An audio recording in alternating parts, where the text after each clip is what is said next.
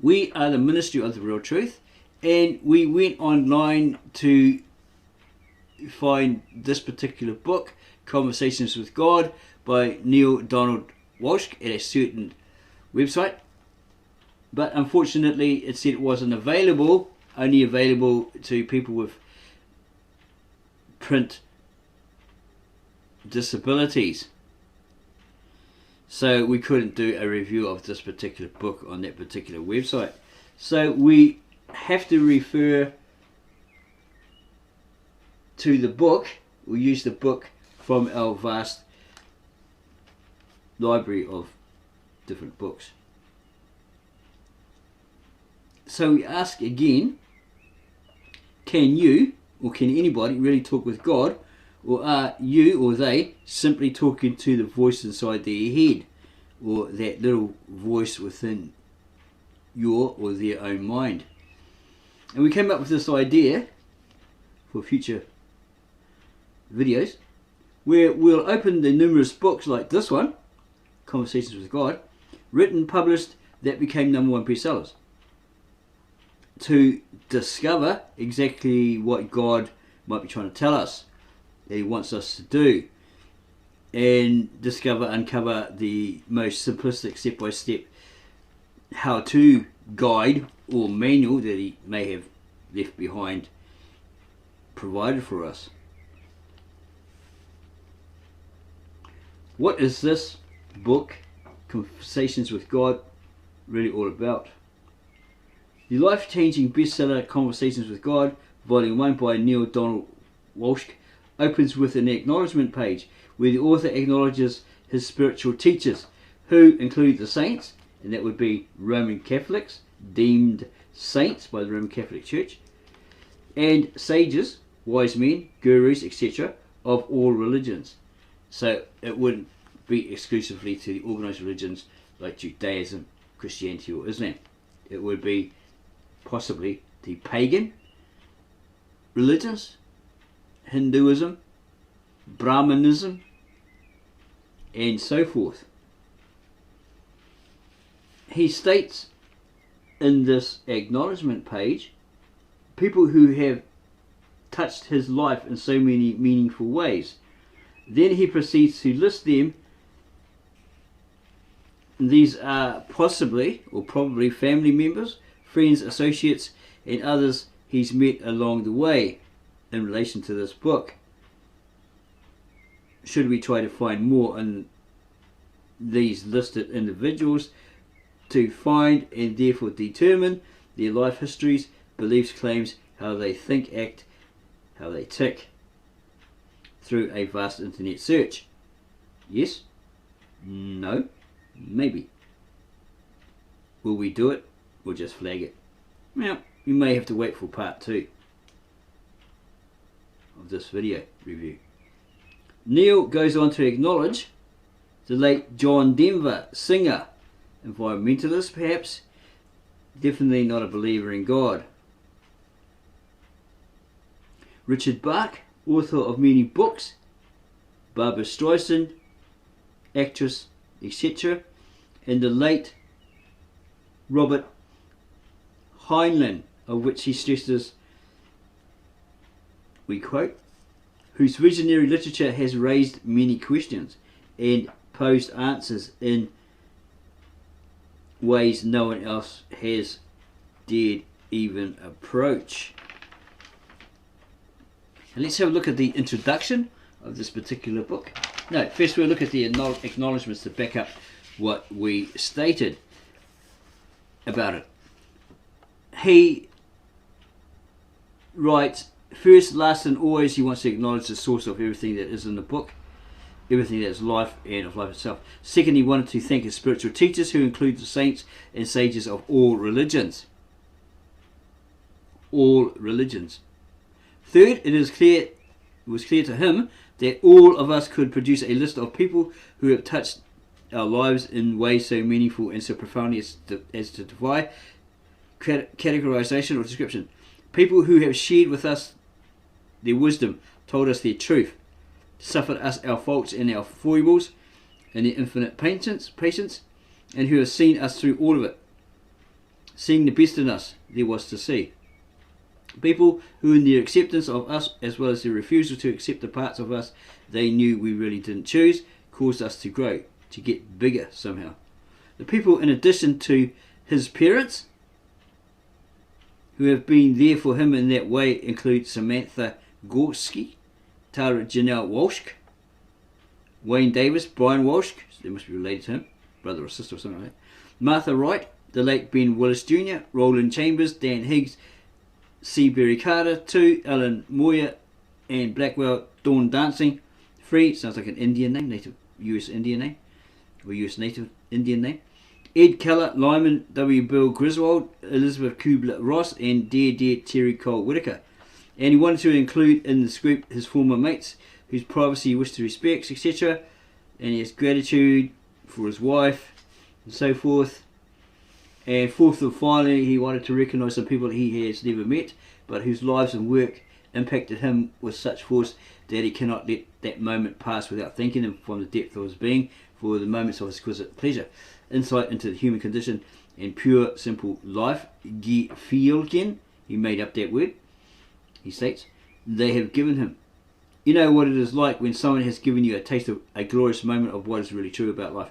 For him, most of these have been creative or performing artists, because it is from art that he received inspiration, to which he retreats in moments of reflection, and in which he finds that we call God most beautifully expressed. And he then decided to thank John Denver, a singer, environmentalist, as far as we know, not a believer in God, not a Christian, whose songs touch the soul. Yeah, he has some great songs, and fill it with new hope about life, how life could be. Richard Bach, we believe he did the book, wrote the book, Jonathan Livingston Seagull, and a few others. Very, very interesting books, whose writings reached into Neale's life as if they were his own, describing so much of what has been his experience. Barbara Streisand, the actor, singer, whose directing, acting and musical artistry grips his heart time and time again, causing it to feel what is true, not merely know it.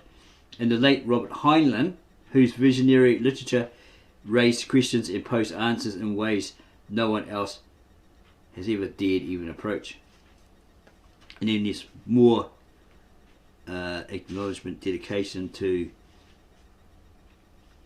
family members. Introduction. And it reads that you're about to have an extraordinary experience, about to have a conversation with God. Yes, yes. He knows that's not possible, and you probably think or have been taught that's not possible. No one can talk to God, sure, but not with God. One can talk to God, sure, but not with God. And what he means by that is God is not going to talk back, right? At least not in the form of a regular, everyday kind of conversation. And that's what he thought too. Then this book happened to him, and he means that literally. This book was not written by him, it happened to him. And in your reading of it, it will happen to you, for we are all led to the truth for which we are ready. And there's a lot of people out there that you present that truth to them, they're not ready for it. Okay, and there's different reasons why, and they come at you with not so nice retorts, false accusations, assumptions, even lie about you and create lies about you, etc. Neale's life would probably have been much easier if he had kept all of this quiet, all these details in this book. Yet that wasn't the reason it happened to him. And whatever inconveniences the book may have caused him, such as being called a blasphemer, a fraud, a hypocrite for not having lived these truths in the past, or perhaps worse, a holy man, it is not possible for him to stop. Wasn't possible for him to stop the process, and he did not wish to. He took his chances to step away from the whole thing, and he didn't take all those statements thrown at him. He decided to stick with what his instincts were telling him, rather than what much of the world would be told him about the material within the book. Those instincts said that this book is not nonsense. It says this book is not nonsense. the overworking of a frustrated spiritual imagination, or simply the self-justification of a man seeking vindication from a life misled. And he's thought over all those things, every one of them. So he gave this material to a few people to read while it was still in manuscript form. Okay? You're still writing it. He was letting them read it, his draft, right? They were moved and they cried, and they laughed for the joy and the humour in it. In their lives, they see it changed. They were transfixed, they were empowered. Many said they were transformed. Yeah. And he continues. And he says, you could say that this book, Conversations with God, Volume 1, is God's latest word on things, although some people might have a little trouble with that, particularly if they think that God stopped talking 2,000 years ago, or that if God has continued communicating, it's been only with holy men, medicine woman, or someone who has been meditating for 30 years, or good for 20, or at least half decent for 10, none of which categories include Neale. The truth is, God talks to everybody, the good and the bad, the saint and scoundrel, and certainly all of us in between. Take you, for instance. God has come to you many ways in your life, and this is another of them. How many times have you heard the old axiom, when a student is ready, the teacher will appear? This book is our teacher. Shortly after this material began happening to Neale, he knew that he was talking with God, directly, personally, irrefutably, and that God was responding to his questions in direct proportion to his ability to comprehend or understand. That is, he was being answered in ways and with language that God knew Neale would understand. This accounts for much of the colloquial style of the writing and the occasional references to material he'd gathered from other sources. Note that, he gathered material from other sources. We don't think there's anything wrong with that, but it depends on what you're gathering, right? The content, etc.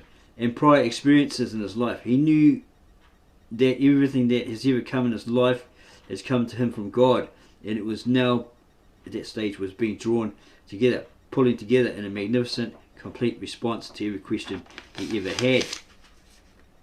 And somewhere along the way he realised a book was being produced, a book intended for publication. Indeed, he was told specifically during the latter part of the dialogue in February 1993 that 3 books would actually be produced, and that 1, the first would deal mainly with personal topics, focusing on an individual's life challenges and opportunities. 2, the second would deal with more global topics of geopolitical and metaphysical life on the planet and the challenges now facing the world. 3, the third would deal with universal truths of the highest order and the challenges and opportunities of the soul. And this is one of those first books, completed in February 1993. For clarity or clearness, he would explain that as he wrote this dialogue by hand, he underlined or circled words and sentences which came to him with particular emphasis, as if God were booming them out, and these were later placed in italics by the typesetter.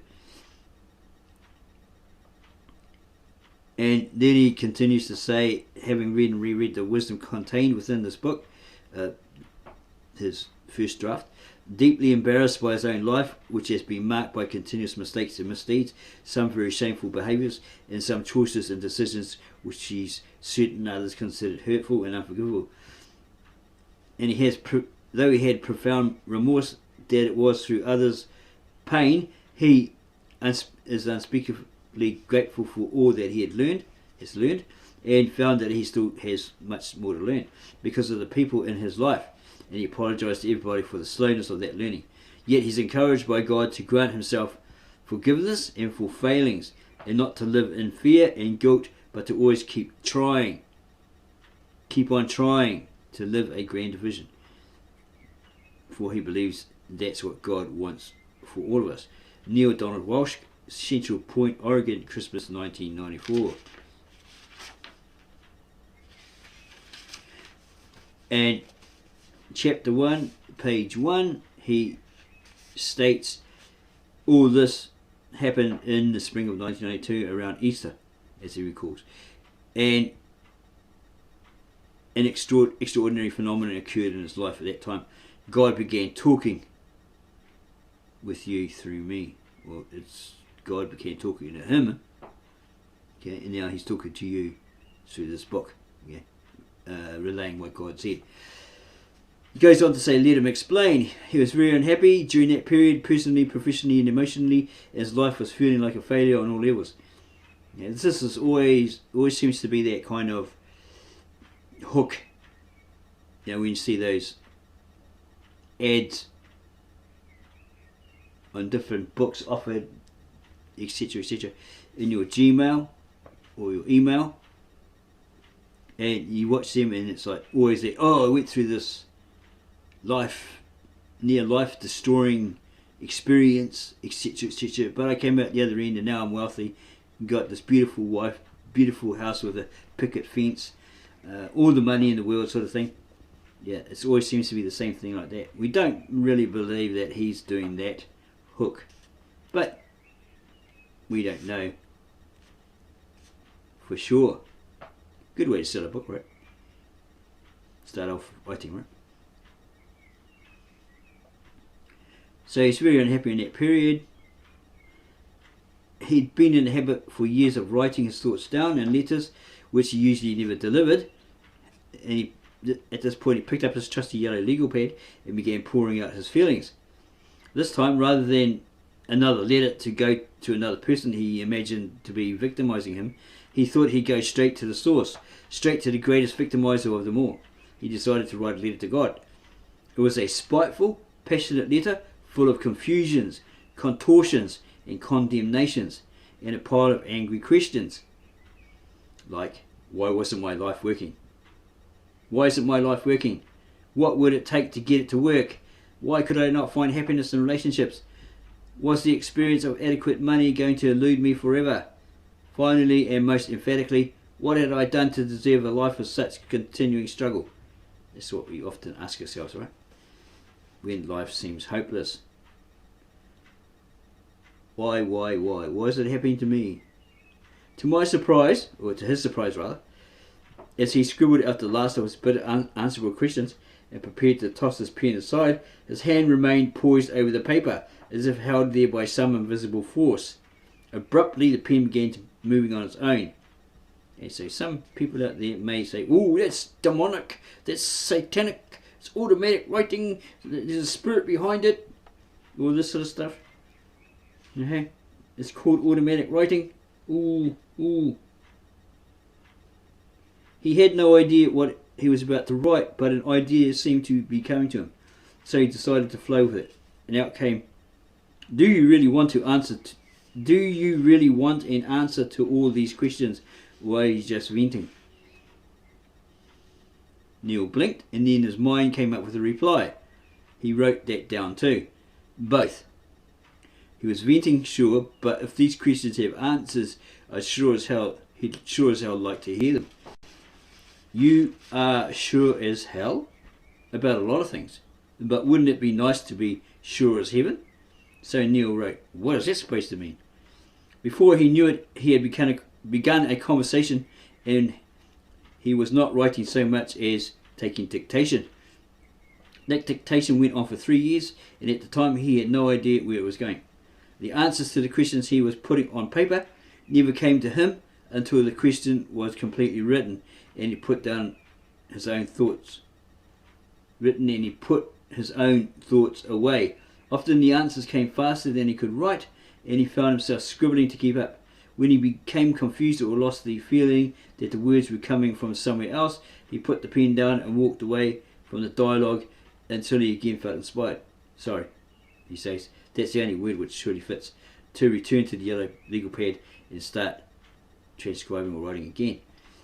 These conversations were still going on.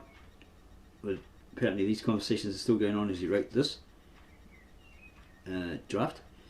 transcript, and much of it is to be found on the pages which follow in this book. Pages which contain an astounding dialogue which at first he disbelieved, then assumed to be of personal value, but which he then understood was meant for more than just him. It was meant for you and everyone else who has come to this material, for his questions are your questions. And he wants you to get into this dialogue as soon as you can, because what's really important here is not his story, but yours. It is your life story which brought you here. It is your personal experience to which this material has relevance. Otherwise, you would not be here with it right now you wouldn't be listening to this video, etc. So he says, let's enter the dialogue with a question he had been asking for a very long time. How does God talk, and to whom? When he asked this question, here's the answer he received. I talk to everyone, all the time. The question is not to whom do I talk, but who listens. Intrigued, Neale asked God to expand on this subject, and here's what God apparently said. First, let's exchange the word talk with the word communicate. It's a much better word, a much fuller, more accurate one.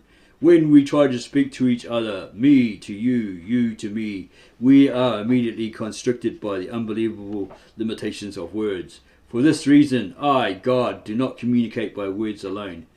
In fact, rarely do I do so. My most common form of communication is through feeling. Feeling is the language of the soul.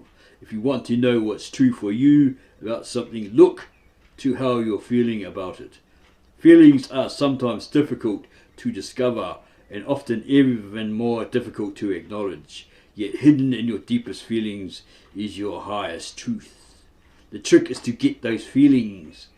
I, God, will show you how, again, if you wish. And Neale tells God that he did not wish, but that he did wish, but that right at that time, he wished even more for a complete and full answer to his first question. Here's what God said. I also communicate with thought. Thought and feelings are not the same, although they can occur at the same time. In communicating with thought, I often use images and pictures. For this reason, though, thoughts are more effective than mere words as tools of communication. In addition to feelings and thoughts, I, God, also use the vehicle of experience as a grand communicator. And finally, when feelings and thoughts and experience all fail, I, God, use words. Words are really the least effective communicator. They are most open to misinterpretation, most often misunderstood. And why is that? It is because of what words are. Words are merely utterances, noises that stand for feelings, thoughts, and experience. They are symbols, signs, insignias. They are not truth. They are not the real thing. Words may help you understand something. Experience allows you to know, yet there are some things you cannot experience. So I, God, have given you other tools of knowing, and these are called feelings, and so too thoughts. Now, the supreme irony here is that you have all placed so much importance on the Word of God and so little on the experience. In fact, you place so little value on experience that when what you experience of God differs from what you've heard of God, you automatically discard the experience and own the words when it should be just the other way around. Your experience and your feelings about a thing represent what you factually and intuitively know about that thing. Words can only seek to symbolize what you know and can often confuse what you know. These then are the tools with which Neale communicates. Yet they are not the methods, for not all feelings, not all thoughts, not all experience, and not all words are his, or from him. Many words have been uttered by others in his name. Many thoughts and many feelings have been sponsored by causes not of my direct creation. His experiences result from these. We're pretty sure it's either him saying this or God. We think it's him. The challenge is one of discernment. The difficulty is knowing the difference between messages from God and data from other sources. Discrimination is a simple matter with the application of a basic rule. Mine is always your highest thought, your clearest word, your grandest feeling. Anything less is from another source.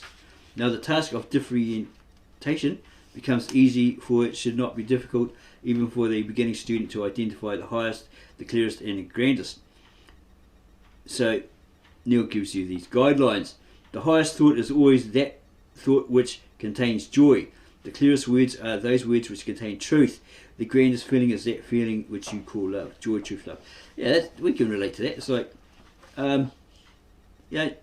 we had a lot of trolls, atheists coming at us, people with false assumptions, accusations, creating lies about us, all this sort of stuff. We're not going to name them all, but yeah, some of them were pretty harsh, right? Sarcastic, etc. Not nice at all. And we realised, hey, when this one person, and we're very grateful for him because he really picked up our day, right? He really made our day. And he says, hey man, I thought you were the one who wrote the Bible. I really thought it. This both sounds a bit right. We're sort of ad-libbing here. And he said, I really thought that you wrote the Bible. Oh man, when you admitted you didn't, you haven't, oh, I don't have any more faith in you. And we wrote back and said, wow, that's the best comment we've ever got, ever, since we first created this YouTube channel, The Ministry of the Real Truth. So we, credited him for it. We don't know whether he's being sarcastic. Okay? It just seemed like he was being real, that he actually thought we wrote the Bible. Yeah.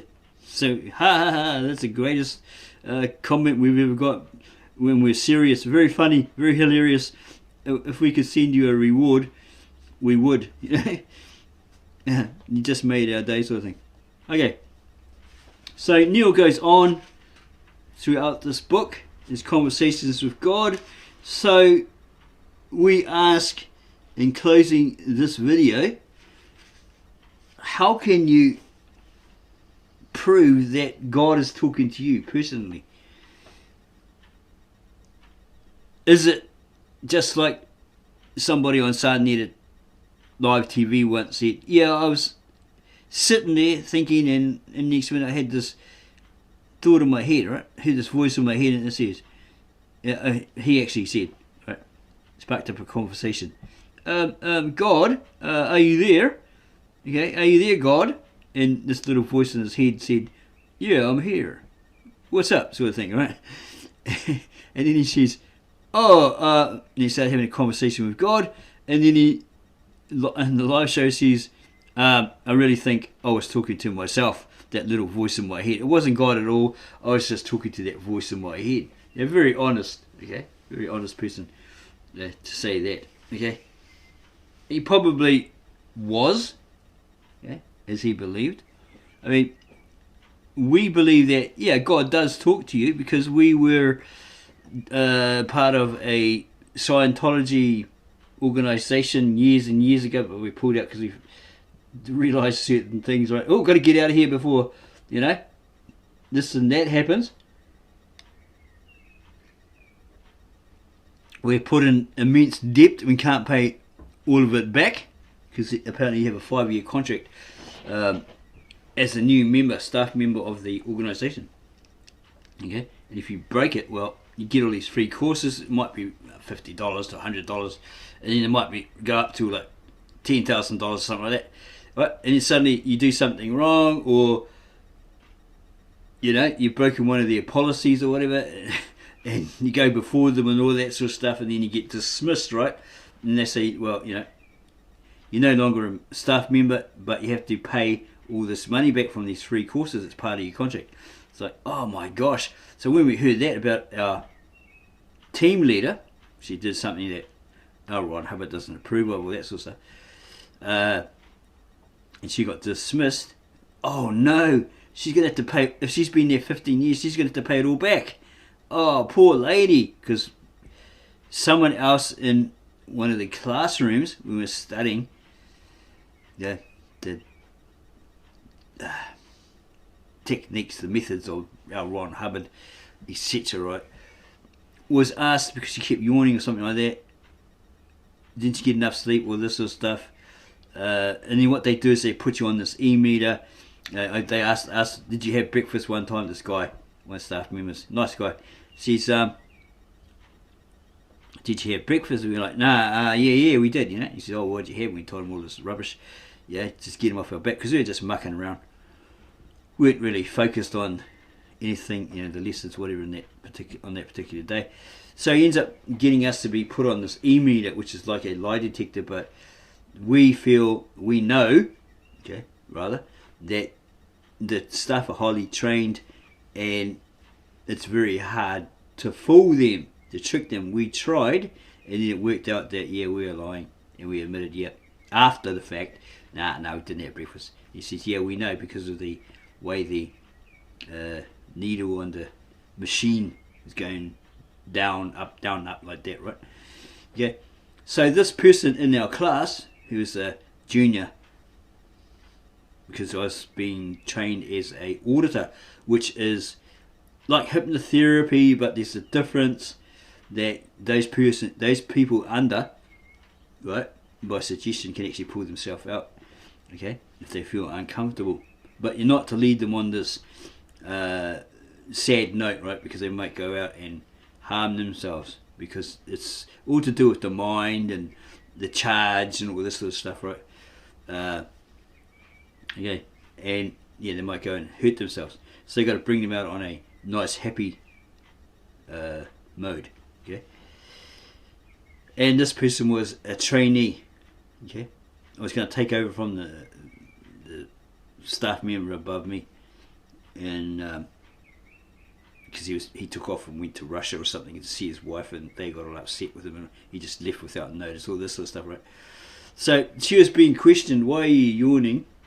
by the teacher in there, this lady, and then she says, "Oh, you're looking red-eyed. Are you on drugs?"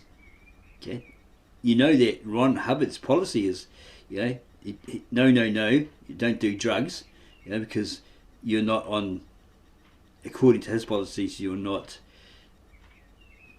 in reality, you're in this fantasy, right? All this sort of stuff. Yeah. And she said, no, and all this, yeah. But she said, no, you're very red-eyed, so I think you're on drugs. And then she came out and said, yeah, I do drugs, I do weed, that's my personal thing, it's not really to do with anybody else. So she basically admitted that, right? Okay. And this lady kept on going on to her about breaking Ron Hubbard's policies, all this sort of stuff, and showed her, all this sort of stuff. And she goes, oh, well, what's wrong with it, And she said, oh, blah, blah, blah, according to L. Ron's policies, if you remember, staff member here, blah, blah, blah, all this sort of stuff. And she says, oh, there's nothing wrong with it. Have you ever done it? She's like, no. All that sort of stuff. Well, she didn't admit to it, whatever. Well, she couldn't have if she was a staff member, right, obeying the Hubbard's policies, right? All that sort of stuff. So she blurted out, oh, but our tutor, the staff member in charge of us in a different department, said that she does weed and all this sort of stuff. So this lady goes, oh, really? And that's how they found out that this lady does weed in her personal life, right? That questioned her, put on an e-meter, all that sort of stuff. Apparently, she couldn't deny it because she couldn't fool this thing. And so she confessed to it, and they, at a meeting, said, oh, she's been struck off, and now she's got to pay back all this money that she had these free courses as a staff member, part of the contract for 15 years. And it's like, oh, mate, I've got to get out of here. No way, I've been there like a year or so. I've got to break this contract now before I end up being in so much debt that I can never repay it. But this person, a staff member, that eventually felt, well, I better pay it off. Honest thing to do, whatever, right? Confronted her. She stayed across the road from us. So she knew where I lived, basically. Okay? Exactly across the road from us. So, paying so much off, eventually went back in there one day, and she says, well, we're going to scrap your payments. Okay, you won't be in debt anymore. You were, prior to, your debt caused you to be an enemy of Scientology, but now that you've been paying it back, we're really grateful or something like that, and what we'll do is we'll null your debt, right? Wipe it, because you've been so consistent paying it, blah blah blah. So it's like, great, we're enemies of Scientology, right?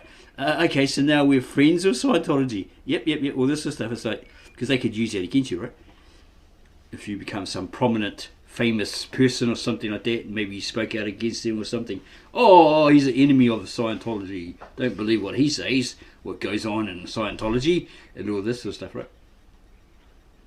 Yeah, so we were standing outside one day trying to draw people into a IQ test, personality test, or whatever they refer to it. Sure, it's an IQ test.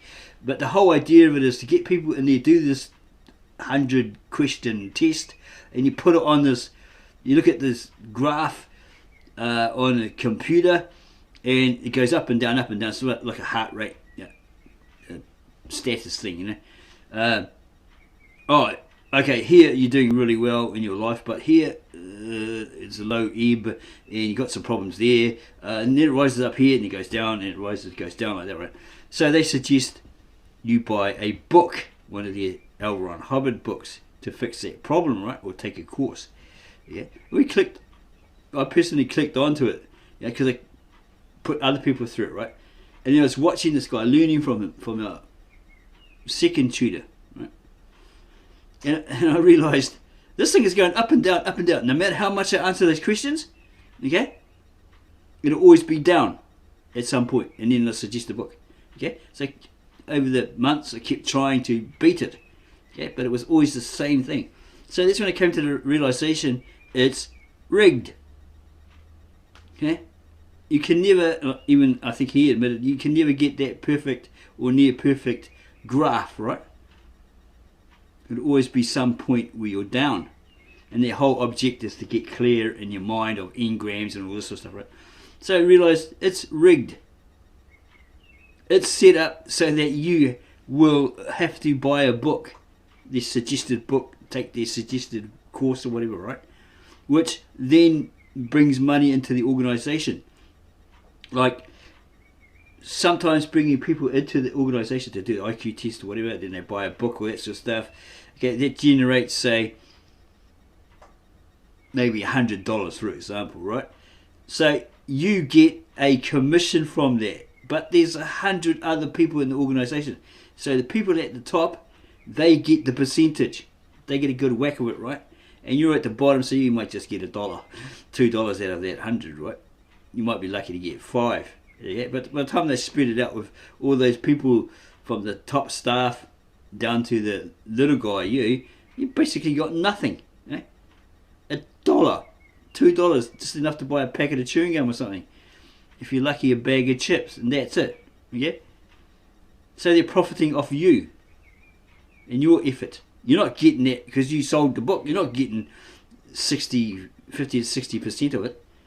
Yeah? You're getting like about 1%, 2%. Yeah? That's how they work. Okay, so yeah. Tricky, right? Okay, so if you like this video and you've always wondered, yeah, how can you talk to God? How can God be talking to you? How can you determine that he is? Is it all in your head?